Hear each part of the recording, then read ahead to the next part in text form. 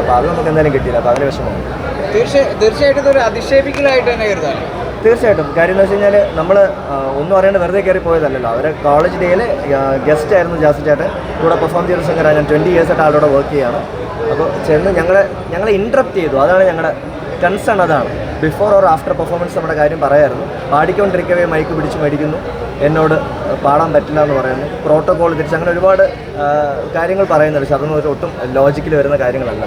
ഞങ്ങൾ പ്രിൻസിപ്പൽ റൂമിൽ ഇരുന്നിട്ടാണ് ഞങ്ങൾ സ്റ്റേജിലേക്ക് പോയത്. അപ്പോൾ ആ സമയത്ത് അവരുടെ കൺസേൺ അവർക്ക് അറിയിക്കാം. അതൊന്നും അറിയിക്കാണ്ട് സ്റ്റേജിൽ പെർഫോം ചെയ്തുകൊണ്ടിരിക്കുന്ന സമയത്താണ് ശരിക്കും ജാസി സാറിന് ആദ്യമായിട്ടൊരു അനുഭവം ഉണ്ടായത്. തീർച്ചയായിട്ടും കഴിഞ്ഞ 20 വർഷമായിട്ട് പെർഫോം ചെയ്യാൻ ആദ്യത്തെ അനുഭവമാണ്. അപ്പോൾ പേഴ്സണലി ഉള്ളിൽ ദുഃഖം ഡെഫിനറ്റ്ലി ഉണ്ടാവാം. പിന്നെ ആളുടെ ഒരു ക്യാരക്ടറാണ്. നമ്മൾ അപ്പോൾ തന്നെ അവിടെ നിന്ന് ക്വിറ്റ് ചെയ്തിട്ട് ഇറങ്ങണം. അല്ലാണ്ട് വേറെ ഒരു കാര്യം സംസാരിക്കാനൊന്നും നിന്നില്ല. അപ്പോൾ അതാണ് സംഭവം. ഒന്നുമില്ല. ഞാൻ ആക്ച്വലി ഒരു യൂട്യൂബ് വീഡിയോ കണ്ടിരുന്നു, അപ്പോളജി ചെയ്തു എന്ന് പറഞ്ഞിട്ട്. അതിനകത്ത് അപ്പോളജി ചെയ്യുന്നില്ല, അതിനകത്ത് നോർമൽ കാര്യങ്ങൾ പറയുന്നതേ ഉള്ളൂ. പിന്നെ മാത്രമല്ല ഈ ഒരു പർട്ടിക്കുലർ ഈ മൈക്ക് പിടിച്ച് വാങ്ങിക്കുന്ന ഒരു കാര്യത്തിന് വേണ്ടിയിട്ട് ഒരു പ്രോപ്പർ അപ്പോളജി കിട്ടിയിട്ടില്ല. അപ്പോൾ അതുകൊണ്ട് ഒട്ടും കൺവിൻസ്ഡ് അല്ല ആ ഒരു കാര്യത്തിൽ.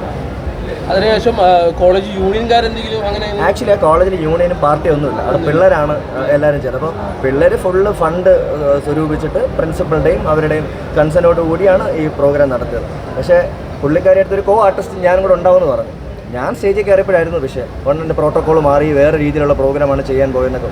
ഞാൻ ഉള്ളിൽ നിന്ന് പാടിയാലും പുറത്തുനിന്ന് പാടിയാലും ശബ്ദം തന്നെയല്ലേ. അപ്പോൾ അതെന്ത് ലോജിക്കാണെന്ന് മനസ്സിലാവുന്നത്. ശരിക്കും സ്റ്റേജിലേക്ക് സ്വീകരിച്ചതുകൊണ്ട് മാത്രമാണ് കയറിച്ചത് അല്ലേ?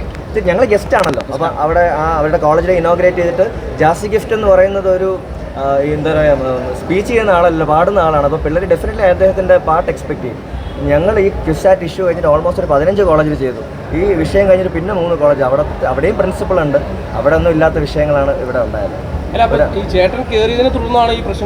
ആദ്യം ചേട്ടൻ 4 പേര് പാടി. ചേട്ടൻ അടുത്ത പാട്ടിന് കോറസ് പാടാൻ വേണ്ടി ഞാൻ കൂടെ കയറി. അപ്പോൾ ഫസ്റ്റ് പാട്ട് അവർ നോക്കി, രണ്ടാമത്തെ പാട്ട് പാടിക്കൊണ്ടിരിക്കുക വന്ന് ഇൻട്രപ്റ്റ് ചെയ്യാണ് ചെയ്തത്. അവർക്ക് എന്തെങ്കിലും ഒരു കൺസേൺ ഉണ്ടെങ്കിൽ ഒന്ന് പ്രിൻസിപ്പൽ റൂമിലിരിക്കുമ്പോൾ പറയാം. അതല്ലാന്നുണ്ടെങ്കിൽ ഞങ്ങൾ പാടുന്നതിന് മുമ്പോ ശേഷമോ പറയാം. പാടിക്കൊണ്ടിരിക്കുമ്പോൾ പുള്ളിയെ പോലത്തെ ആർട്ടിസ്റ്റ് എന്നല്ല, ഒരു ആർട്ടിസ്റ്റിനെയും ഇൻ്റർഫിയർ ചെയ്യാൻ പാടില്ല. അപ്പോൾ അതൊരു തീർച്ചയായിട്ടും ഒരു ഇൻസൾട്ടിങ് തന്നെ. ജീവിതത്തിലെ ഫസ്റ്റ് ടൈം എക്സ്പീരിയൻസ് ആണ്. വളരെ മോശമായി. തീർച്ചയായിട്ടും. കാര്യം അദ്ദേഹത്തിനെ എല്ലാവരും ഇഷ്ടപ്പെടുന്ന ആർട്ടിസ്റ്റ്. ഞാൻ ഉദ്ദേശിക്കുന്ന ഒരു കുഞ്ഞു കുട്ടിയാണെങ്കിലും പോപ്പുലർ ആണെങ്കിലും ഒരു പെർഫോമിംഗ് ആർട്ടിസ്റ്റ് സ്റ്റേജിൽ പെർഫോം ചെയ്യുന്ന സമയത്ത് ഇൻട്രപ്റ്റ് ചെയ്യാൻ ആർക്കും റൈറ്റ് ഇല്ല. അത് ഞങ്ങൾ ജോലി ചെയ്യല്ലേ. അപ്പോൾ അതൊരു വിഷമം തീർച്ചയായിട്ടും ഉണ്ട്.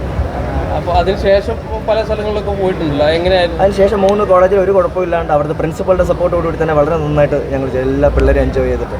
അപ്പോൾ ഇവിടുത്തെ ആ സ്റ്റുഡൻസിനെ എടുത്ത് പറയണം. സെൻറ്റ് പീറ്റേഴ്സ് കോളഞ്ചേരി ആയിരുന്നു കോളേജ്. അവിടുത്തെ സ്റ്റുഡൻസ് ഭയങ്കര സപ്പോർട്ടായിരുന്നു.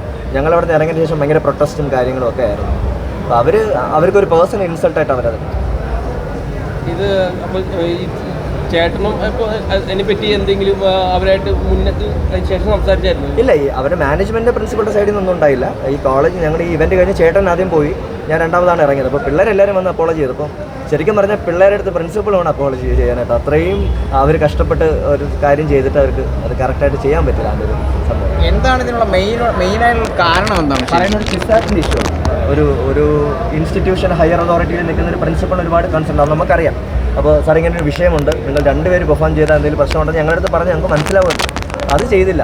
അതായത് ക്വിസാറ്റിൽ ഒരു കുട്ടി മരിച്ച കാര്യങ്ങളൊക്കെ അറിയാം. അപ്പോൾ അതുമായിട്ട് ബന്ധപ്പെട്ട് വലിയ പ്രോ ഷോ കോളേജിൽ ചെയ്യാൻ പാടില്ല എന്നൊരു ഓർഡർ ഉണ്ട്. അപ്പോൾ ആ ഒരു സർക്കുലർ ഞങ്ങൾക്ക് എല്ലാവർക്കും അറിയാം. ഇത് വെറുതെ മൈനസ് ട്രാക്ക് ഇട്ടിട്ട് ഇന്നോഗ്രേഷൻ ചെയ്തതിൻ്റെ കൂട്ടത്തിൽ ഒരു 4 പാട്ട് പാടുന്നതാണ്. അവിടെ ഒന്നും സംഭവിക്കില്ല. ശരിക്കും പെർഫോമൻസിന് നടുക്ക് കയറി മൈക്ക് വാങ്ങിയതാണ് ഏറ്റവും കൂടുതൽ വിഷയം ഉണ്ടായത്. തീർച്ചയായിട്ടും. അത് പ്യുവർ ഇൻസൾട്ട് അല്ലേ. അപ്പോൾ അത് ഒരിക്കലും സംഭവിക്കാൻ പറ്റില്ല. ഒരു ആർട്ടിസ്റ്റും സംഭവിക്കാൻ പാടില്ല. പെർഫോമിംഗ് ആർട്ടിസ്റ്റ് എന്താണ്, ഇപ്പോൾ ഡാൻസ് ആണെങ്കിലും പാട്ടാണെങ്കിലും ഇൻ ബിറ്റ്വീൻ നമുക്ക് അതിന് ശേഷവും മുമ്പോ പറയാമല്ലോ. എന്ത് കാര്യമാണ് ഞങ്ങൾക്ക് പറഞ്ഞാൽ മനസ്സിലാവുമല്ലോ. അപ്പോൾ പാടുന്നതിനിടെ പുള്ളിയുടെ മൈക്ക് മേടിക്കുക, സ്റ്റേജിൽ നിന്നിട്ട് അനൗൺസ് ചെയ്യുക, കൂടെ നിൽക്കുന്ന ആൾ പാടാൻ പാടില്ല എന്ന് പറയാം. അപ്പം പേഴ്സണലി ഞാനും പ്ലേ ബാക്ക് സിംഗറാണ്. ഞാൻ ഇൻഡസ്ട്രിയിൽ 20 വർഷമായിട്ട് വർക്ക്. അപ്പോൾ എനിക്ക് പേഴ്സണൽ ഇൻസൾട്ടാണ്. അപ്പോൾ അതിൻ്റെ ഒരു സങ്കടം ഉണ്ടല്ലോ. കൂടുതൽ വീഡിയോസിനായി B4 Place ഫോളോ ചെയ്യൂ, സബ്സ്ക്രൈബ് ചെയ്യൂ.